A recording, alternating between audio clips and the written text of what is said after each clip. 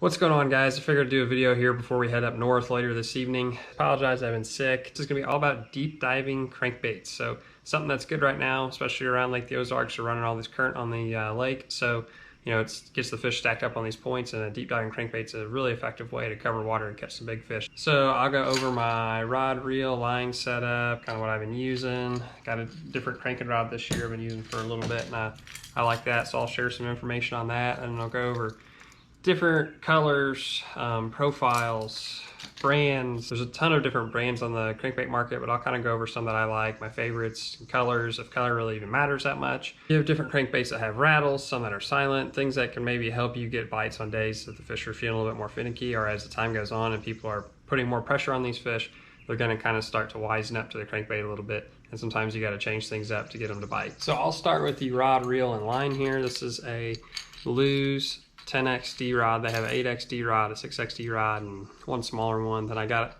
it paired up with a Daiwa Tatula, which is a 5:4 to 1, pretty slow gear ratio. And then I'm throwing 12-pound Seagar, I think a Brazex on here. The rod is rated on power-wise as medium heavy, and it says an extra fast action, but I don't really agree with that. It's rated from 1/4 to 2 ounces on your weights, which I like because it gives you a wide range. It's got just the right amount of tip that you can throw smaller crankbaits on it still. You can throw 6XDs and 5XDs on it and not feel totally overpowered, but you can also pick up a 10XD and not feel like your rod's pool noodles. I don't know how well you'll be able to see this back here. It's rod's so long in the garage it's hard to move it around, but it's got plenty of tip. It loads pretty dang far down into the rod. But so far it's been a good rod. I've really enjoyed it. I haven't really lost any fish on it with the crankbait. Once you get them hooked up, they stay on. I've talked about in previous videos before wanting to have a good bend into the rod, good kind of parabolic bend that goes deep into the blank. That really make it harder for the fish to throw the treble hooks. And when you start getting to these bigger crankbaits, that becomes more of an issue, because this is a Berkeley dredger on here right now. I don't know what it weighs, probably a little less than an ounce, but you start getting to some 10XDs and stuff and you get over that 1 ounce range. And that's a lot of weight that's in the fish's mouth. When they come up and jump and shake, that gives them, you know, the opportunity to throw the bait if you don't have a rod with some give in it. So as far as the reel goes, you can either use a 5:4 to 1 or you can use like a 6:3 to 1 for the bigger crankbaits. I chose a 5:4 to 1 on this one just because it's a little bit easier when you start throwing the 10XDs, the bigger crankbaits. Doesn't wear you out after you fish all day. And then the line size is very important when it comes to crankbaits. This is 12-pound Seagar, but you can go down to 10-pound. I really wouldn't go any lower than 10-pound with these bigger cranks. You're kind of asking for trouble and launching some cranks off on a good cast, but that's going to really vary how deep your crankbait's actually going to go. Like, for example, this is a Berkeley dredger. It's rated, well, it says it goes 25.5 feet. Usually the numbers that come on the crankbaits, what they advertise is optimal conditions. That's a really long cast.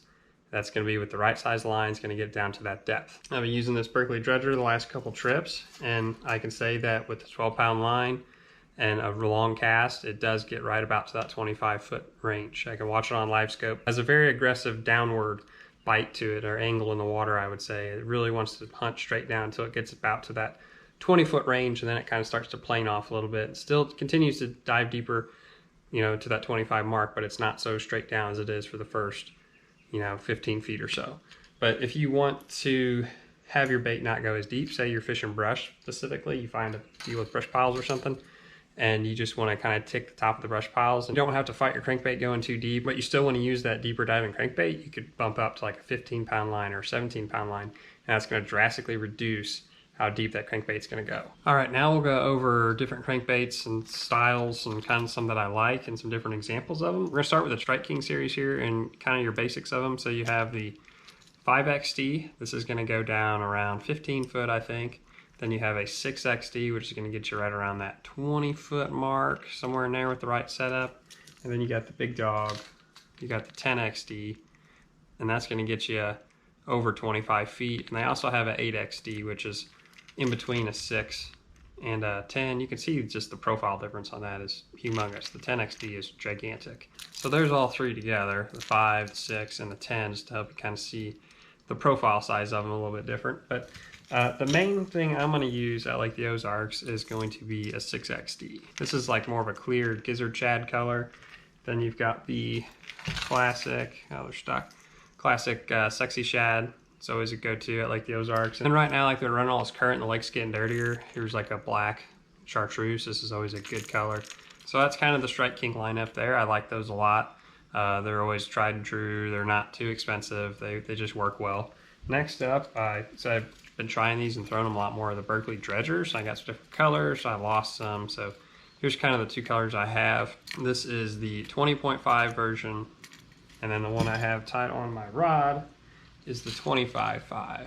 So you could see the one on my rod is 25.5. I'll get this one spun around here.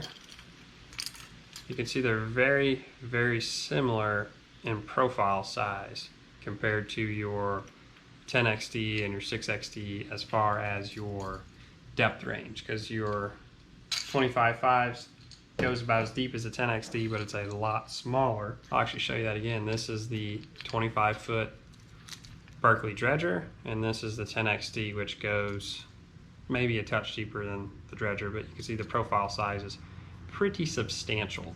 So that's something you have to keep in mind, especially as the year goes on. I have a mixed match with some other brands. Like this is a 6th Sense Cloud. I think this is the 25-foot version, maybe.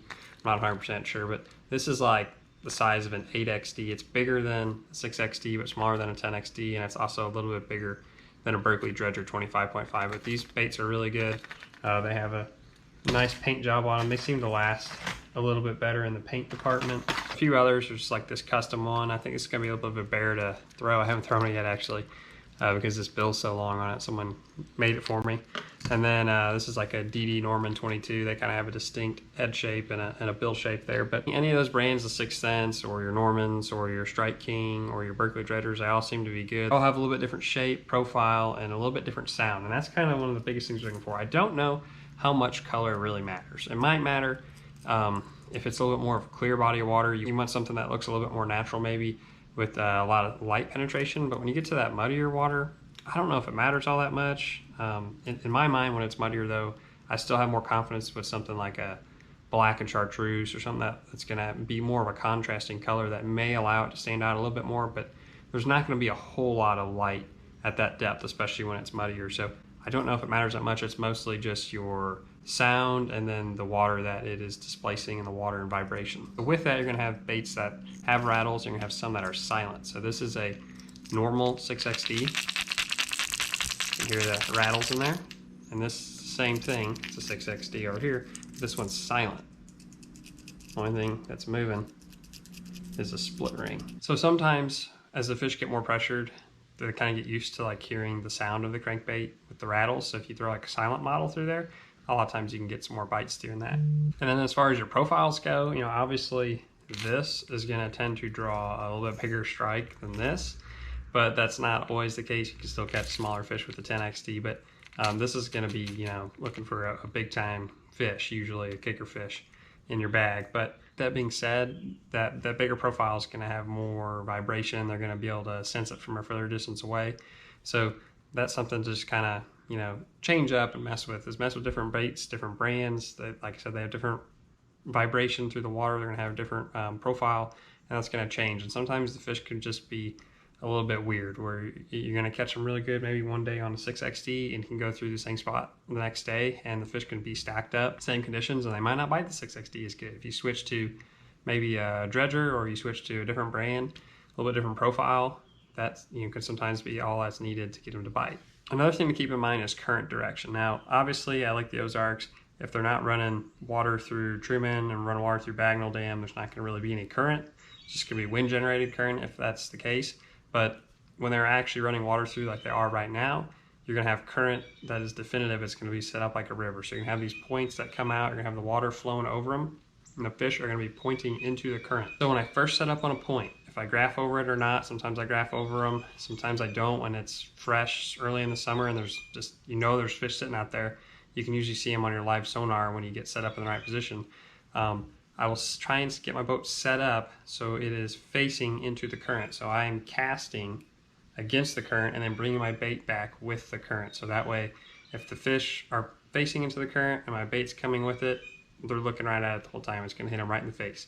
So that is what I am trying to do ideally on every setup. That's gonna be my first thing. Now, You might go through there and you might catch 5 or 6 like that, and then they stop biting, but you know you're still there.